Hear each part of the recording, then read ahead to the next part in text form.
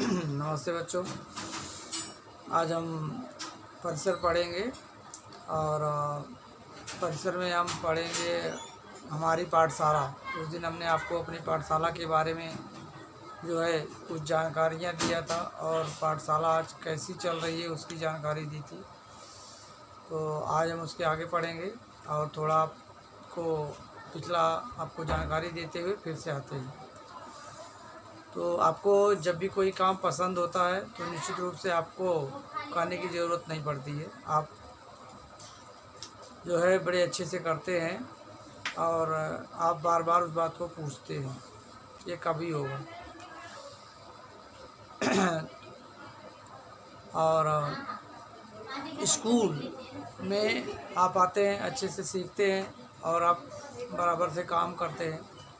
तो स्कूल की जो ऐसी धारणा है कि अब पहले बहुत पुराने ज़माने से ये ऐसा होता रहा है क्या, ये बातें हैं।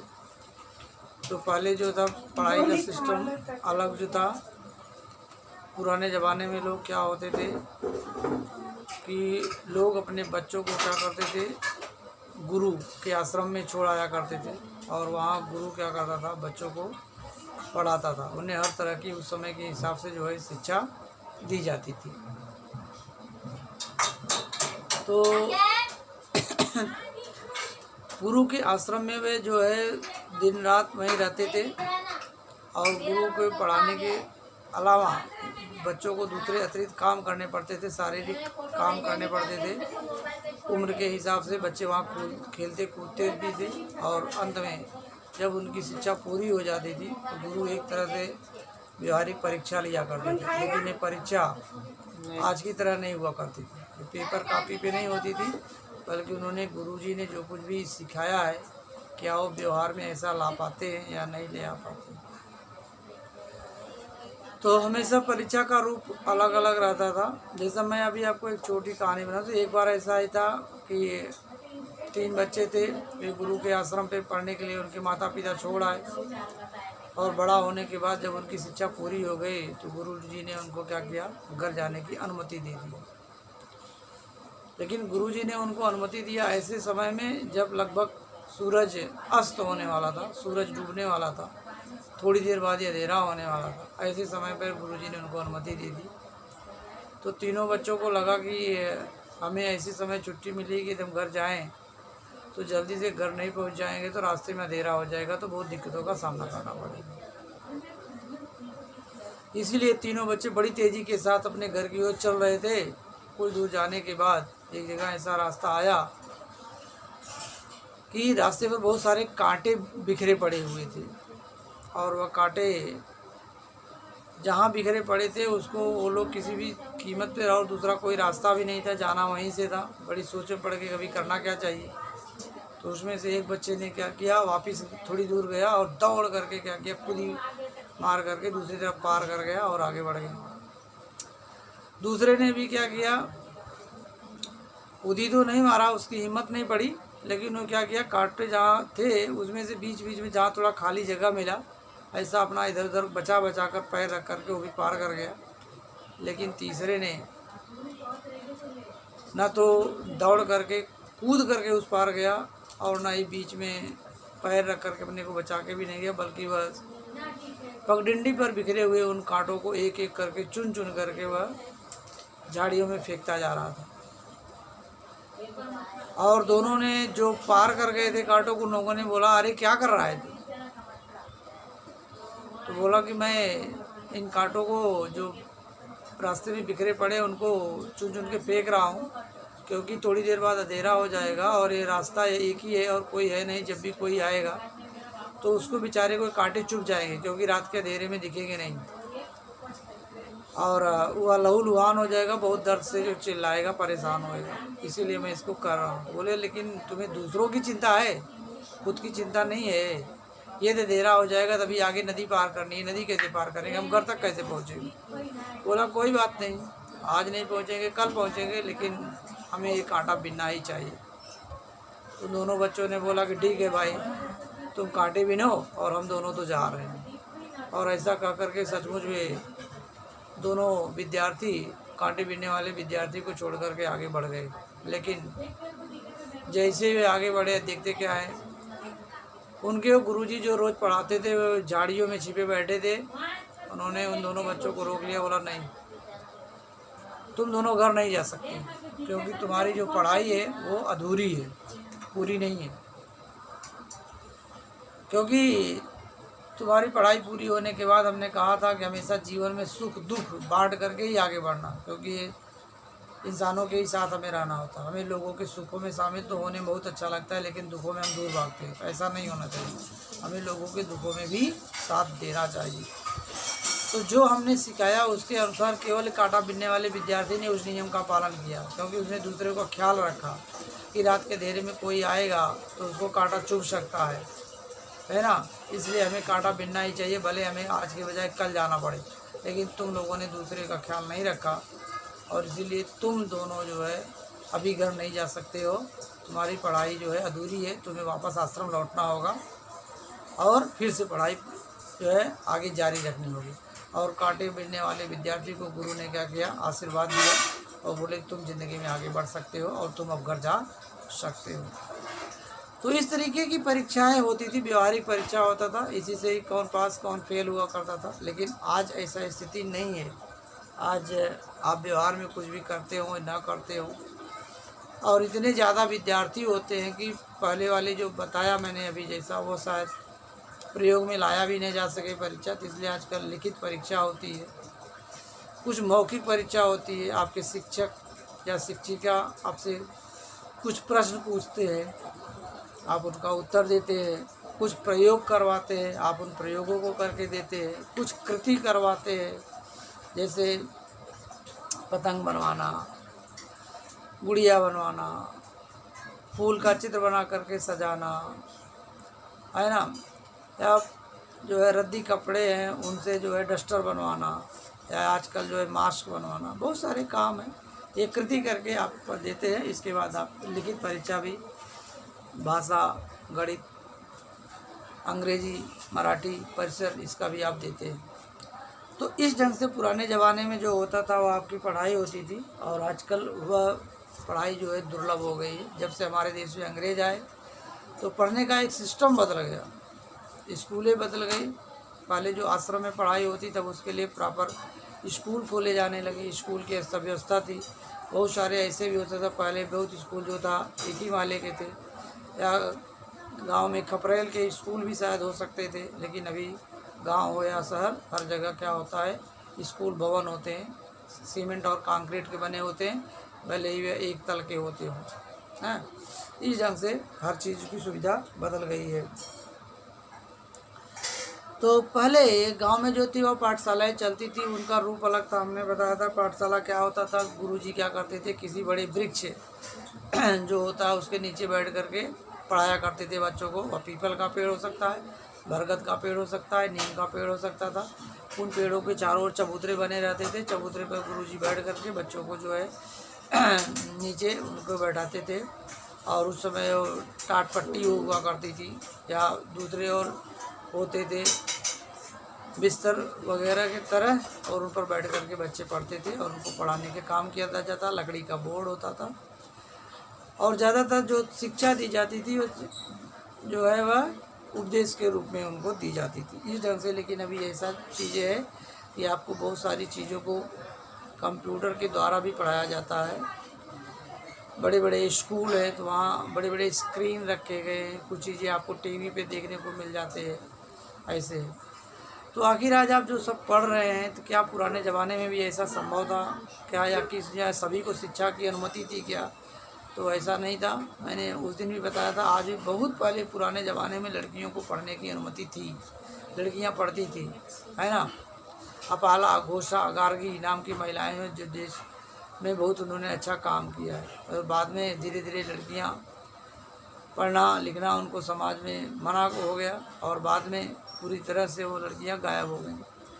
लेकिन जब देश की आज़ादी की लड़ाई लड़ी जा रही थी तो उसमें कुछ लोग ऐसे थे, और समाज में गलत धारणाओं के चलते लोग पढ़ नहीं पा रहे थे। तो महात्मा ज्योतिराव फूले, हमने उस दिन आपको दिखाया था कि ये सब जो लोग थे, इन लोगों ने क्या किया, देश में पढ़ाई का लाने के लिए बहुत बड़ी कोशिश किया। समझ में आया? इन लोगों ने कैसे कैसे सुधारा कि लोगों को, सभी लोगों को पढ़ना चाहिए। ये हमको क्या करना है, बदलना है तो पढ़ना ही है। और कोई भी ज़मीन से आसमान तक पहुंच सकता है तो वह केवल पढ़ाई के माध्यम से ही पहुंच सकता है। इसके सिवा और कोई चारा नहीं है। आपकी गरीबी, दरिद्रता आपको दूर कर सकती है, आपको समाज में मान सम्मान दिला सकती है, तो वह सिर्फ है पढ़ाई। इस बात को समझा और ज्योतिबा फूले ने क्या किया, जो कि खुद बहुत देर में पढ़ना शुरू किया था, और इसलिए उन्होंने क्या किया, पुणे में 1848 में उन्होंने एक स्कूल खोली और लोगों को पढ़ने के लिए प्रेरित किया।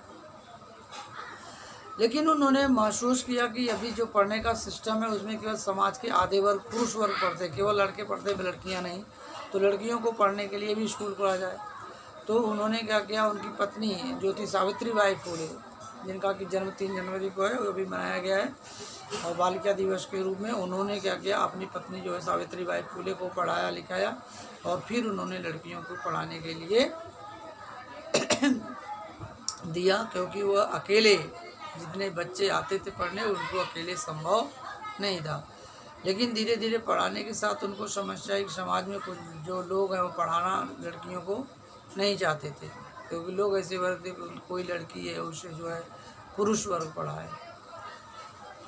तो सावित्रीबाई फूले को बहुत सारी समस्याओं का सामना करना पड़ा, लेकिन वह अपने विचारों से बदली नहीं और उन्होंने आगे जो है लड़कियों को पढ़ाने में योगदान देती रही। और केवल इतना ही नहीं, केवल स्कूल नहीं और तरह तरह की तमाम प्रकार समाज में उसमें फैली अन्य बुराइयों के खिलाफ भी वह लड़ती रही।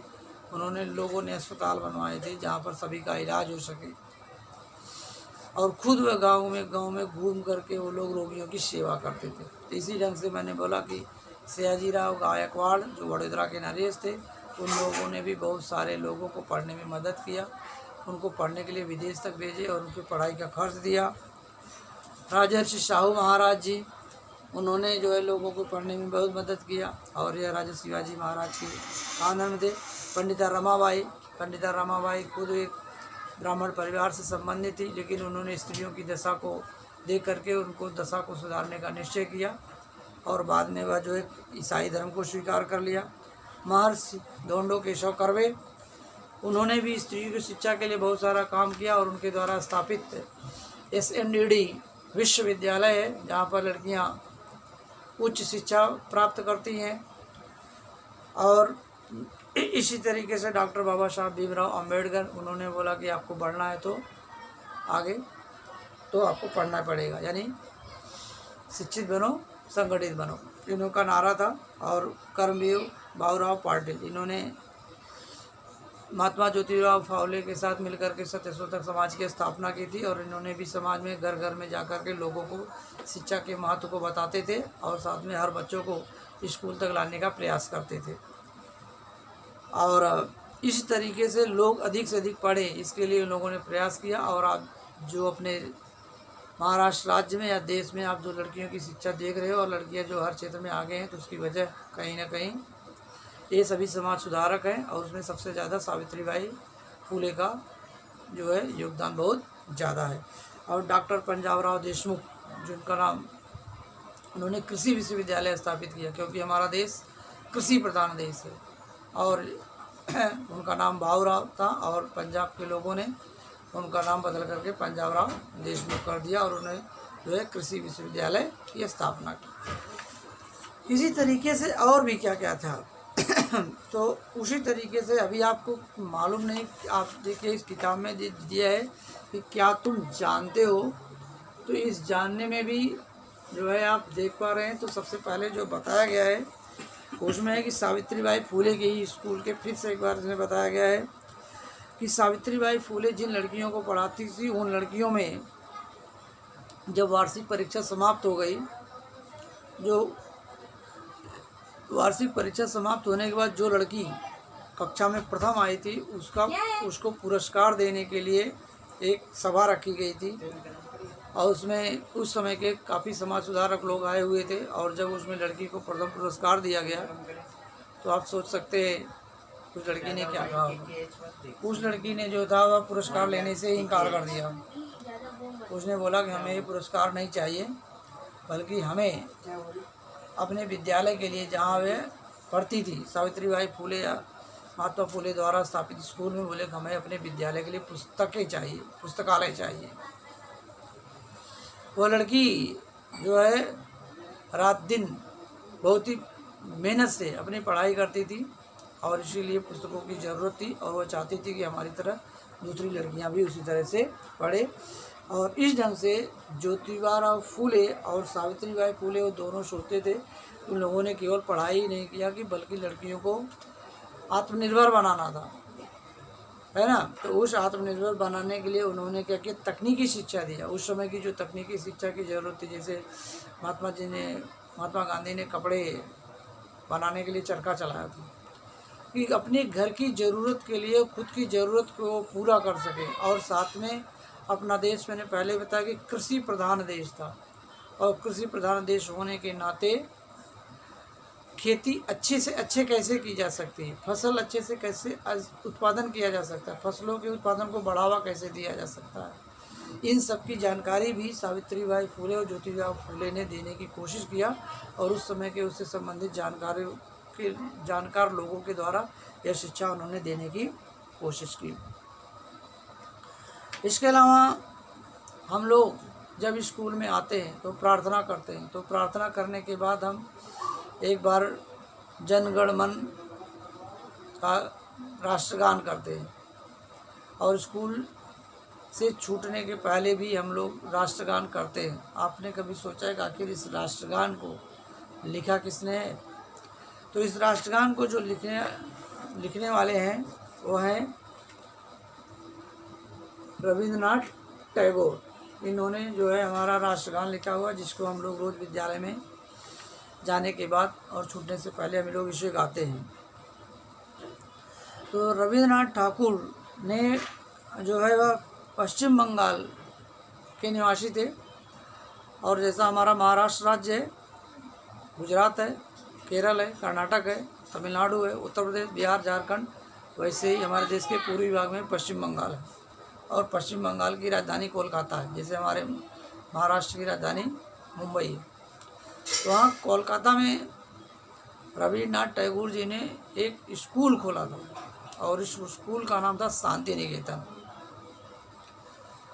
और वह स्कूल जो था वह शहर से दूर था और एकदम शांत स्थान में, और बच्चों को बहुत अच्छा लगता था।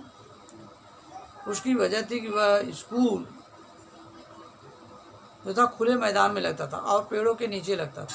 और पेड़ों के नीचे लगने का फ़ायदा था कि बच्चों को प्रकृति के साथ रहने का मौका मिलता था। वह खुद पेड़ों में या पौधों में बढ़ते हुए उन्होंने देखते थे कि क्या क्या परिवर्तन हो रहा है, प्रकृति के परिवर्तन के साथ पौधों में क्या परिवर्तन हो रहा है। जैसे आप देखते हैं कि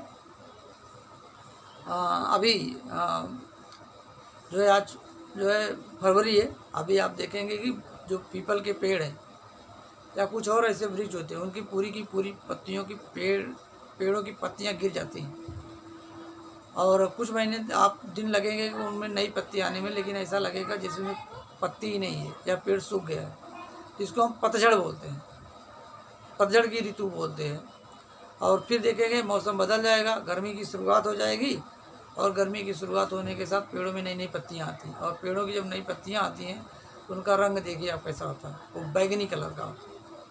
सभी का ना हो, आम वगैरह के होते हैं बैगनी होते हैं, फिर वो हल्का हरे हरे होते हैं, और क्या होते हैं फिर बिल्कुल एकदम हरे भरे हो जाते हैं, और जब पेड़ों की पत्तियां गिरती है तो बिल्कुल सूखी पीली पड़ जाती है। ये भी एक परिवर्तन है। और फिर गर्मी आते आते पौधों का रंग अलग बदल जाता है। और आप लोग आम वगैरह जो खाते हैं, फिर जैसे बारिश होती है तो बीज कहीं भी खा के फेंक दीजिए या लगाइए, तो उन बीजों में क्या होता, एक अनुकूल हवा मिलने से, सूरज की रोशनी मिलने से क्या होता है, वो वापस बदल करके नए पौधे बन जाते थे। प्रकृति के साथ उन्हें देखने को मिलता था। चिड़ियों की चहचहाट, क्योंकि पेड़ है, जहाँ पेड़ रहेंगे वहाँ चिड़िया है, तालाब होते थे, झील होती थी, ये सब भी हो सकते हैं, देखने को मिलते थे। और सबसे बड़ी बात, सड़क से दूर तक कोई गाड़ी की भोंपू की आवाज़ नहीं, जोर जोर मोटर के चलने फिरने की आवाज़ नहीं, और न तो तागे की खड़खड़ाहट। तागा क्या होता था, अभी तो नहीं, मेरे ख्याल से शायद देश में कहीं भी ऐसा होता नहीं कि आजकल तांगा चलता है। तांगा क्या होता है? घोड़ा गाड़ी। और घोड़ा गाड़ी कहीं आप समुद्र के किनारे, नदी के किनारे लोगों को घूमने फिरने के लिए वो अलग बात है, लेकिन एक जगह से दूसरी जगह आने जाने के लिए इसका उपयोग किया जाता नहीं है। शायद कहीं हो, एक अलग बात है, लेकिन मेरी जानकारी में मुझे तो पता नहीं। तो इस संस्था जो था गुरु रविंद्रनाथ ठाकुर का जो था वह स्कूल था।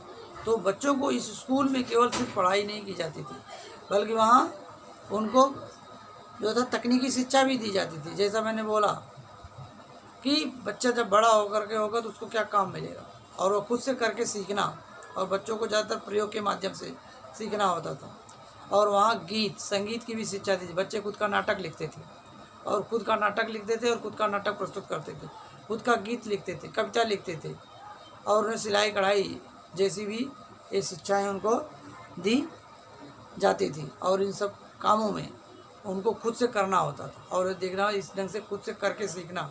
कोई चीज़ को आप करेंगे तो आपको अच्छे से उसकी सीख मिलती है, उसकी समझ मिलती है। और जब तक आप उस काम को करते नहीं हैं तब तक आपको उस काम का ज्ञान होता नहीं है। जैसे आप कोई स्कूल में आते हैं तो कभी कभी कार्य अनुभव में आपको जो क्या होता है, रुमाल है, रुमाल में लेस लगाना है, या शर्ट है उसमें बटन लगाना हो, है ना। इसके अलावा आपको छोटे छोटे जो है गुड़िया बनाते हैं, है ना। तो ये सब क्या होता है, आप खुद करके सीखते हैं। तो इस ढंग से उस समय शिक्षा दी जाती थी। और गुरु रविंद्रनाथ टैगोर को आज से 107 साल पहले 1913 में उन्हें अंग्रेज सरकारों ने क्या किया था, जो था सर की उपाधि दिया था, और उनको नोबेल पुरस्कार मिला हुआ था। और नोबेल पुरस्कार में जो कुछ भी उनको पैसा मिला वह सारा का सारा पैसा अपने उस स्कूल में लगा दिया। तो स्कूल को किस ढंग से आगे बढ़ाया जा सकता है, और दूर दूर से जो है यहाँ बच्चे उस समय भी और आज भी पढ़ने आते हैं। और आज केवल छोटे बच्चों का स्कूल नहीं है, बल्कि वहाँ बहुत बड़ा शांति निकेतन विश्व भारती नाम का विश्वविद्यालय बन गया है, जहाँ पर बड़े बड़े बच्चों को भी उच्च शिक्षा दी जाती है। इसके अलावा महात्मा गांधी ने भी शिक्षा के लिए बहुत सारे प्रयास किए। महात्मा गांधी का भी ये धर्म था कि जब करके सीखना, और तकनीकी शिक्षा यहाँ भी दी जाती थी कि जब तक आप खुद काम करेंगे नहीं तो उस काम का आपको ज्ञान मिल सकता नहीं है। तो वह बच्चों की जो है पढ़ाई का बहुत बड़ा ध्यान रखते थे, और साथ में उन्होंने बच्चों के खेल कूद पर भी ध्यान दिया, क्योंकि खेलने कूदने से क्या होता है, हम एकदम फिट रहते हैं, है ना। इससे शारीरिक कसरत हो जाती है एक ढंग से खेलने कूदने। तो वहाँ भी महत्व दिया, और पढ़ने लिखने की उन्होंने महत्व दिया। और इस ढंग से गांधी जी का उद्देश्य था सभी का कि हर बच्चा जो है स्कूल में जाए और पढ़ लिख करके वो भी आगे बढ़े, और सबके पास सोचने समझने की क्षमता जो है वह विकसित होनी चाहिए। इसके अलावा एक और व्यक्ति का शिक्षा में बहुत बड़ा योगदान है, जिनका नाम है मौलाना कलाम, है ना।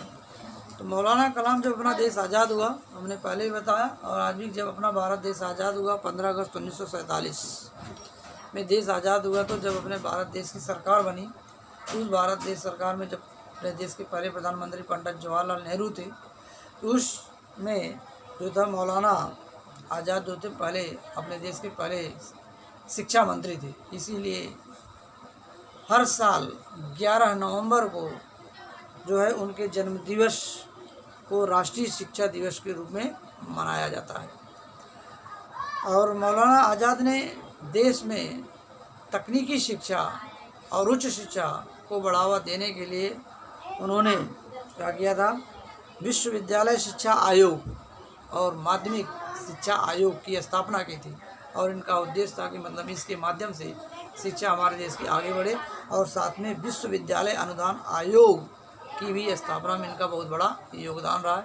हालांकि मैं आपको जो नाम बता रहा हूँ या जो पुस्तक में है, ये सब अभी आपकी समझ में आएगा नहीं, लेकिन इन लोगों ने इन आयोग के माध्यम से हर बच्चे को आगे लाने में बहुत बड़ी भूमिका निभाई, जिसकी वजह से आज अपने देश में लगभग बहुत सारे लोग पढ़े लिखे हैं, जहाँ से पढ़ करके बहुत बड़े बड़े इंजीनियर हैं, डॉक्टर हैं, और दूसरे और भी कंपनियों में बहुत सारी चीज़ों में जो है बड़े बड़े आप देखते हैं पायलट हैं। और वहाँ केवल लड़का ही नहीं, लड़की लोग भी जो है आगे बढ़ रही हैं। तो वहाँ उसकी वजह है कि इन नेताओं ने या समाज सुधारक लोगों ने जो देश में शिक्षा बढ़ावा देने के लिए काम किया, उसका एक फ़ायदा आज हमको मिल रहा है।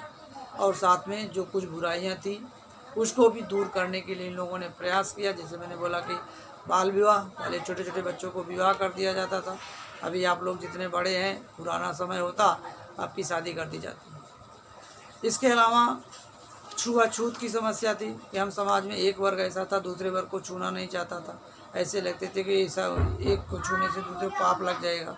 तो इन लोगों ने इस बात को भी दूर करने की कोशिश किया, महात्मा गांधी वगैरह ने, कि ऐसा कुछ भी नहीं है। समाज में ऐसे कार्यक्रम आयोजित किए जाते थे जहाँ सभी समाज के लोग बैठ करके इसको बुराइयों को दूर किया जा सके। इसके अलावा विधवा विवाह के लिए भी इन लोगों ने क्या किया समाज में, कि पहले किसी स्त्री की शादी हो गई और उसका पति मर जाता तो उसको दोबारा शादी करने की अनुमति नहीं थी, लेकिन इन लोगों ने ऐसा प्रयास किया कि ऐसा समाज में बदला जाए। और इसके लिए ज़रूरत ये थी कि समाज में जब कोई बड़ा व्यक्ति कुछ बदलाव करता है तो दूसरे लोग क्या करते हैं, उसको देख के ऐसा ही करते हैं। इसीलिए अपने देश के पहले न्यायाधीश महादेव गोविंद रानड़े थे, जिन्होंने पहली बार उन्होंने विधवा स्त्री से क्या किया था, विवाह किया था। और इसके बाद धीरे धीरे लोगों ने क्या किया, इसकी शुरुआत किया। और राजा राम मोहन राय इसमें पार्ट में नहीं है, लेकिन उन्होंने भी क्या किया था, स्त्री के पुनः विवाह यानी विधवा विवाह के लिए बहुत सारा काम किया। और भी जो लोग किसी और कारण से स्कूल नहीं जा सकते थे, उन लोगों को लिए भी इन लोगों ने स्कूल में लाने का प्रयास किया कि हर गरीब से गरीब वर्ग का बच्चा भी जो है वह अध्ययन कर सके। ओके, अब आता है कि पाठशाला में मैदान में कौन कौन से खेल खेले जाते हैं। तो आप लोग अभी स्कूल में होते हैं या घर पे भी आप बहुत सारे खेल खेलते हैं। तो खेल जो होता है दो तरह का होता है, एक होता है इंडोर गेम और एक होता है आउटडोर गेम। इंडोर गेम से मतलब होता है घर के अंदर खेले जाने वाले खेल, और आउटडोर गेम क्या होता है, घर के बाहर खेले जाने वाले खेल। अभी आप इंडोर घर के अंदर कौन कौन सा खेल खेलते हैं? तो घर के अंदर आप लोग क्या खेलते हैं, एक कैरम है, कैरम बोर्ड आपने के पास होगा, कैरम बोर्ड आप घर के अंदर खेलते हैं। बारिश हो रही है, कुछ भी हो रहा है, तो हमको घर को बाहर जाने की ज़रूरत नहीं होता है। और कैरम का खेल सिर्फ आपका उंगली इन्वॉल्व होती है, उंगली शामिल रहती है, आपका दिमाग, शरीर तो आप बैठे रहते हैं, बराबर। इसके अलावा आप सांप सीढ़ी का खेल खेलते हैं। सांप सीढ़ी आप लूडो होता है, उसको आप ले करके जब आपका दांव आता है गिराते हैं, उसमें जितना नंबर आता है उतना आप आगे बढ़ करके ऊपर जाने का प्रयास करते हैं। और सीढ़ी मिल जाए तो आप कई कदम और आगे बढ़ जाते हैं, और सांप के मुंह के पास आपका है तो सीधा नीचे आते, सांप की पूंछ के पास चले जाते। इन इंडोर गेम के अलावा और भी दूसरे तरह के कई प्रकार के आप लोग कुछ पत्ते वगैरह बना करके भी खेलते हैं। और आप लोगों ने कभी देखा ताश के पत्ते लोग खेलते हैं, ये सब क्या है, इंडोर गेम है। या चेस वगैरह भी खेले जाते हैं, ये सब जो है इंडोर गेम है। और आउटडोर गेम घर के बाहर, तो घर के बाहर खेले जाने वाले खेल हैं जैसे कबड्डी। तो कबड्डी में क्या होता है, आपका काफ़ी एक्सरसाइज होता है, आप एक दूसरे को बुलाने को जाते हैं, आप कबड्डी करते, कुछ लोग पकड़ने की कोशिश करते हैं, आप उनको छू के आते हैं या कभी कभी पकड़ लिए जाते हैं, तो उसमें शरीर में काफ़ी कसरत हो जाती है। या रनिंग है, दौड़ना है, वो भी जो होता है बाहर होता है। रस्सी कूद है, रस्सी कूद तो आप घर के अंदर भी खेल सकते हैं। और जो है क्रिकेट है, वॉलीबॉल है, फुटबॉल है, हॉकी है, और भी इसी तरीके जो घर के बाहर आप खेलते हैं, ये सब भी क्या होते हैं, आउटडोर गेम है। और इससे भी क्या होता है, शरीर में आपको काफ़ी कसरत हो जाती है और ये आपके शरीर के विकास में मदद करता है, और आपका इससे पाचन तंत्र सही रहता है। आपको ऐसा करने से आपको भूख भी लगती है और भोजन भी पचता है। ओके, आप पाठशाला को कैसे स्वच्छ रखते हैं? पाठशाला स्वच्छ रखना बहुत ज़रूरी है, और घर में भी स्वच्छता बहुत ज़रूरी है। ऐसा कुछ नहीं है कि पाठशाला में रखना ज़रूरी, घर को भी स्वच्छ रखना बहुत ज़रूरी है। तो आप इसे कैसे कर सकते हैं? तो पाठशाला को स्वच्छ करने का मतलब, या घर को साफ करने का मतलब, या पाठशाला के मैदान आप जहाँ खेलते हैं उसे साफ करने का मतलब ये नहीं है कि झाड़ू लेकर के ही आप जो है झाड़ू लगाते रहे, यही नहीं है, ऐसा नहीं है। कम से कम है पाठशाला, जैसे आप पाठशाला में क्लास के अंदर होते हैं तो आप पेंसिल छीलते हैं, तो पेंसिल छीलने से क्या होता है, कचरा निकलता है। तो आप क्या करें, आप अपने बेंच के नीचे उसे गिराइए मत। क्लास में आपका क्या होता है, डस्टबिन रखे गए होते हैं, या क्लास में ना हो तो क्लास के बाहर रखे गए होते हैं। तो पेंसिल छीलिए तो वहाँ क्या कीजिए, आप उस डस्टबिन में डालिए। कागज़ के टुकड़े होते हैं, कागज़ के टुकड़े आपके इधर उधर फट जाते हैं तो आप उसे भी क्या कर सकते हैं, आप दूर रख सकते हैं, डस्टबिन में रख सकते हैं, उधर उधर आप मत फेंकिए। आप दोपहर में जब आपका बीच में मध्यावकाश होता है, आप खाना खाते हैं, तो खाना खाते हैं तो आपके भोजन के कण कभी हो सकता है चावल दाल लोग गिर जाते हैं, तो आप इधर उधर हाथ से उठा के मत कीजिए, बल्कि उसे उठा करके आप क्या कीजिए, कूड़ेदान में डाल दीजिए। या आप किसी प्रकार का फल लाते हैं, केला लाते हैं तो केले का छिलका, संतरा लाते हैं तो संतरे का छिलका, या आप सेब लाते हैं तो सेब के बीज वगैरह होते हैं, चीकू लाते हैं बीज, उनको इधर उधर ना फेंकिए। या इमली खाते हैं तो इमली के बीज, उनको इधर उधर नहीं फेंकना है, बल्कि उसे क्या करना है, आपको डस्टबिन में डालना है। और क्लास में किसी भी तरह से पानी ना गिराना, ये भी एक तरह का क्या है, स्वच्छता का ही भाग है। ज़रूरी नहीं कि आपको झाड़ू लेकर के ऐसा करना है कि झाड़ू ही लगाते रहना। इसी ढंग से आप जब खेल के मैदान में जाते हैं तो खेल के मैदान में हो सकता है कागज़ वगैरह पड़े हो, या किसी तरह कील पड़ी हो, या पानी पीते हैं तो उसके डिब्बे इधर उधर फेंक देते हैं, या और किसी भी तरह का काम है, तो आपको ऐसा नहीं करना है कि हमारा खेल का मैदान गंदा हो। और आप वहाँ कुछ ऐसा मान लीजिए पड़ा ही है खेल के मैदान में, कहीं से पेड़ की पत्ती आ गई या कागज़ का टुकड़ा आ गया या कुछ है, तो आप उसे उठा करके कूड़ेदान में आप डाल सकते हैं। तो ये भी एक सफाई का भाग है, हम इस ढंग से भी उसे साफ़ सुथरा कर सकते हैं, बराबर। और यदि स्कूल पे जो है मैदान को या खुद क्लास को ही आपको साफ़ रखना है तो उसे आप कुछ ढंग से मदद कर सकते हैं। तो आपको यही मदद है, इन केस कैसे भी करके, मान लीजिए किसी ने ऐसा कुछ किया ही है, किसी का गिर गया है कागज़ के पन्ने फट करके, या पेंसिल किसी ने किया है, तो आप उसे बता सकते हैं, उसके ध्यान में ला सकते हैं कि इधर तुम्हारा जो है पेंसिल का छिलका गिर गया है, या पन्ना फट करके गिर गया है, ऐसा हुआ है। आप उसको क्या कर ध्यान में दिलाएंगे तो हर कोई जो है उसे उठा करके बाहर फेंक देगा, बराबर। इस तरीके से आप उसमें मदद कर सकते हैं। और पाठशाला के कौन कौन से उपक्रम होते हैं जिसमें आप लोग भाग लेते हैं, आप कोई पाठशाला का कोई कार्यक्रम होता है तो उसमें आप लोग भाग लेते हैं। जैसे आप लोग स्कूल के, जैसे गुरु पूर्णिमा होती है, तो गुरु पूर्णिमा के दिन क्या करते हैं आप लोग, स्कूल के दरवाजे के पास आप रंगोली बनाते हैं, रंगोली आप चाक से बनाते हैं, या फूल ले आते हैं, फूलों से बनाते हैं, और दरवाजे को आप सजाते हैं, दरवाजे के तोरण फूल लाते हैं, आम की पत्ती लाते हैं, और भी इसी तरीके दूसरी ज़रूरत की चीज़ें ले आकर के तोरण बनाते हैं। आप ब्लैक बोर्ड को सजाते हैं। तो जो जिस काम के लायक होता है, हर ढंग से क्या करते हैं वे लोग स्कूल को, अपने क्लास को अच्छी तरह से सजाते हैं। इस उपक्रम में आप क्या करते हैं, भाग लेते हैं। इसके अलावा स्कूल में कभी आपको नाटक होते हैं, नृत्य कार्यक्रम होते हैं, 15 अगस्त 26 जनवरी जैसे राष्ट्रीय त्यौहार मनाए जाते हैं, तो उसमें भी आप स्कूल सजाने में रंगोली के माध्यम से, तोरण के माध्यम से, और नाटक में भाग लेकर के गीत के माध्यम से, भाषण के माध्यम से इस तरीके से जो है आप कार्यक्रम में भाग लेते हैं, और उसमें जो भी होता है आप उसमें करते हैं। या क्लास में कुछ पढ़ाना लिखाना हो तो आप अपनी तरफ से भी कुछ प्रोग्राम आप बताना चाहते तो आप भी ऐसा कर सकते हैं, उसमें भाग लेते हैं। इसके अलावा आप पाठशाला में आते कैसे हैं, तो पाठशाला में आने का कई तरीके हैं। जो बच्चे बिल्कुल छोटे हैं तो छोटे बच्चों को क्या होता है, यदि उनका घर से स्कूल की दूरी बहुत कम है तो मम्मी पापा चल कर के आते हैं, उनको छोड़ देते हैं और फिर उनको लेकर के जाते हैं। लेकिन कुछ स्कूल ऐसे भी होते हैं जिसमें बच्चे पढ़ने के लिए दूर से आते हैं, तो उनके माता पिता क्या करते हैं, उन बच्चों को साइकिल से छोड़ते हैं, मोटरसाइकिल से छोड़ते हैं, स्कूटर से छोड़ते हैं, या कार वगैरह हो सकता है उनके घर पर हो तो लोग कार से भी छोड़ देते हैं, या कभी कभी ऑटो रिक्शा से लोग चले जाते हैं, या कभी कभी ऐसा होता है कि वहाँ बस से आने जाने की सुविधा हो, सरकारी बस आ रही तो उससे भी आ सकते हैं। और कुछ स्कूल ऐसे हैं जिनका स्कूल का खुद की बस होती है और वो बच्चों को उनके घर से जो है स्कूल तक लाते हैं, और स्कूल छूटने के बाद उनको फिर क्या करते हैं, घर तक उनको छोड़ करके आते हैं।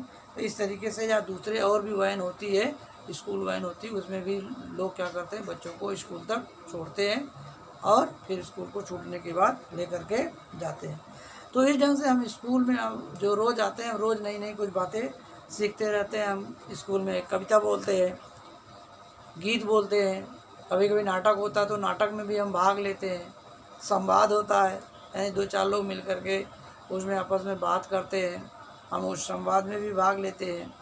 कुछ और एक्टिविटी है, गणित पढ़ाते समय छोटा बड़ा का बताना है तो छोटे बच्चे आगे बड़े बच्चे पीछे, घटता क्रम बढ़ता क्रम बताना तो उसके लिए बच्चों का उपयोग किया जाता है, उन बच्चों को भी शामिल किया जाता है। छोटी कोई चीज़ मापना सिखाना है, चलिए कितनी लंबी है, कितनी मोटी है, कितनी ऊंची है, नीची है, कितना वजन है, इन सब के लिए भी आप क्या करते हैं, भाग लेते हैं। और खेल मैंने आपको जो बताया उस खेल में भी आप भाग लेते हैं। नीचे जो है आपको खेल के मैदान में लाते हैं, आप खो खो खेलते हैं, कबड्डी खेलते हैं, वॉलीबॉल खेलते हैं, गेंद फेंकना खेलते हैं, रस्सी कूद करते हैं, लेजिम करते हैं, ये सब भी जो है आप करते हैं। और इसके लिए हमको क्या करना है, विद्यालय में रोज़ जो है नियमित रूप से आना चाहिए। और जब आप आएंगे तभी आप रोज़ सीखेंगे हर चीज़। और इनके सीखने से आपकी क्या होता है, खेलने की पढ़ने की गुणवत्ता बढ़ जाती है। आप कार्ड पेपर ले आते हैं, आप तरह तरह के चित्र बनाते हैं, आपके पास चित्रकला की नोटबुक होती है, उसमें काम करते हैं। कार्यान्वयन के लिए आप, मैंने बोला पतंग बनाना है, जो भी चीज़ें बना आपके शिक्षक शिक्षिका बोलते हैं, ये भी हम क्या होता है स्कूल में सीखते हैं। इसके अलावा स्कूल में और क्या चीज़ होती है, इसके अलावा स्कूल में आप देखेंगे ग्रंथालय होती है। ग्रंथालय का मतलब होता है जहाँ ग्रंथ रखे जाते हैं, उसी ग्रंथालय को हम पुस्तकालय भी बोलते हैं। तो पुस्तकालय आपको स्कूल में क्या होता है, आपको छोटे बच्चे हैं तो आप परी की कहानियाँ पढ़ते हैं, है ना, पशु पक्षियों की कहानियाँ पढ़ते हैं, लोमड़ी की, कौवे की, जैसे शेर चूहा की, प्यासा कौवा, ये सब कहानियों की बुक होती है। अकबर की, बीरबल की, कृष्णदेव राय की, तेनालीराम की, है ना, ये सब आपको कहानियाँ अच्छी लगती पढ़ने में। कार्टून होते हैं वो अच्छे लगते हैं। इनके पढ़ने के लिए कहानी की किताब, और बड़े बच्चे तो बड़ी ढंग से किताब पढ़ने के लिए स्कूल में पुस्तकालय होती है, और बच्चे लोग एक किताब लेकर के जाते हैं और उनको पढ़ करके हमें लौटा देनी चाहिए वापस। और ध्यान रखना चाहिए कि किताब जब भी हम घर पे लेकर के पढ़ने के लिए जाए, बड़ी सावधानी से हमें उसका उपयोग करना चाहिए, और किताब किसी ढंग से फटनी नहीं चाहिए, इसका भी ध्यान रखना चाहिए। इसके अलावा स्कूल में और क्या हो सकता है, इसके अलावा स्कूल में क्या होता है, सभागृह होती है। सभागृह जो होता है अपने स्कूल में नीचे होता है, हर स्कूल में अलग अलग हो सकता है। तो सभागृह क्या होता है, सभागृह में क्या होता है, लगभग कहीं कहीं बाल सभा, हर शनिवार को अंत में बाल सभा होती बच्चों को। तो उस बाल सभा के दिन क्या होता है, बच्चे सभी लोग, कोई कविता सुनाता है, कोई गाना सुनाता है, कोई नाटक बच्चे मिलकर तैयार करते हैं तो उसको भी प्रस्तुत करते हैं, कोई किसी चीज़ पर भाषण देता है, ये सब भी सभागृह में होता है। और सभी शिक्षक शिक्षिका होते हैं, वो लोग भी ज़रूरत की चीज़ें बताते हैं। और जैसे उसमें अपना 15 अगस्त है, 26 जनवरी है, और बच्चों की विदाई का कार्यक्रम है, ये सब सभागृह में रखे जाते हैं और वहाँ ये सब कार्यक्रम किए जाते हैं। इसके अलावा स्कूल में क्या होता है, कंप्यूटर रूम। कंप्यूटर रूम यानी संगणक, कंप्यूटर रूम होता है। आप छोटे छोटे बच्चे तो आपको कंप्यूटर कैसे शुरू करना है, कंप्यूटर कैसे बंद करना है, कंप्यूटर पे आप अपने नाम कैसे लिख सकते हैं, उस पर जोड़ घटाव कैसे कर सकते हैं, कंप्यूटर पे चित्र कैसे बना सकते हैं, कंप्यूटर में कौन सा चीज़ माउस है, कीबोर्ड है, मॉनिटर है, सीपीयू है, ये सब कैसे काम करते हैं। तभी आप छोटे हैं, तभी आप इतना ही जानते हैं, और बड़े लोग उस पर बहुत सारे काम करते हैं। आपको मालूम होगा कि स्कूल के रजिस्टर वगैरह, मार्कशीट वगैरह भी कंप्यूटर पे बनाए जाते हैं। तो आप कंप्यूटर क्लास में भी जा कर के ये सब सीखते हैं, आप लोग कंप्यूटर क्लास देखा है। इसके अलावा स्कूल के मैदान, पहले मैंने बोला मैदान होते हैं, और मैदान में आप लोग खेलने के लिए कबड्डी है, फुटबॉल है, वॉलीबॉल है, खो खो है, क्रिकेट है, लेजिम है, ये सब खेलने के लिए आप मैदान में जाते हैं। ये सभी स्कूलों के पास होते हैं और स्कूल में इनका भी उपयोग किया जाता है। इसके अलावा स्कूल का परिवहन विभाग होता है। परिवहन विभाग का मतलब होता है जो बसें आती जाती। मैंने पहले बोला कि हर बच्चा घर से स्कूल तक अलग तरीके से आता है, लेकिन इसके अलावा कहीं कि मैंने पहले बोला कि स्कूल की खुद की अपनी बस होती है, जहाँ से बच्चों को लाते हैं और ले जाते हैं, उनको छोड़ते हैं। इसके अलावा स्कूल में क्या होता है, समुपदेशन कक्ष होता है। किसी बच्चे को यदि कुछ परेशानी हो जाती है तो उस बच्चे से व्यक्तिगत तौर पर बात करने के लिए भी कक्षा होती है। उसकी क्या समस्या है उसके संबंधित शिक्षक शिक्षिका सुनते हैं और उसकी समस्या को दूर करने की कोशिश करते हैं ताकि उसके पढ़ाई में किसी भी प्रकार की समस्या ना आने पाए। इनके अलावा फर्स्ट एड बॉक्स होता है स्कूल में, प्रथम उपचार। आप जब स्कूल में खेलते हैं और खेलते वक्त कभी आप गिर जाते हैं और आपको किसी तरीके की चोट लग जाती है तो पैर में हाथ में आपको गिरने पे चमड़ी कट जाती है ना, या और भी किसी तरीके से हो सकता है आप कहीं गिर गए, क्लास के अंदर गिर गए, या हो सकता है चोट लग गई, कहीं फूट गया, खून निकल रहा है, तो क्या होता है स्कूल में ऐसे बॉक्स होते हैं, वहाँ तुरंत आपके घाव को धोया जाता है और एक लाल दवा होती है जिससे क्या होता है उसको आपको लगाया जाता है, या मलहम होता है उसको लगा के आपको पट्टी बांध दी जाती है ताकि वहाँ पर किसी भी प्रकार के कीटाणु न फैले, आपको कोई समस्या ना हो।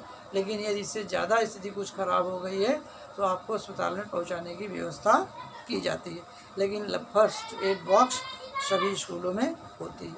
इसके अलावा स्वच्छता के लिए और क्या होता है, आप लंच करते तो आपको पानी की ज़रूरत पड़ती है, तो स्कूल में पीने की पानी की भी व्यवस्था होती है अच्छे से। और आपको यहाँ ध्यान में रखना कि जब भी पीने के पानी के लिए जाएं तो नल को खुला न छोड़ें, और यदि नल किसी ने खुला गलती से छोड़ दिया है तो आप उसको अपना पानी लेने के बाद उपयोग करने के बाद आप नल को बंद कर दीजिए।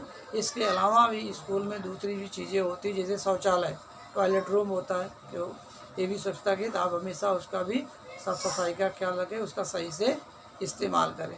इस ढंग से जो होता है स्कूल में बहुत सारी चीज़ें होती हैं और जिसको आपको क्या करना है, सही से उपयोग करना पड़ता है।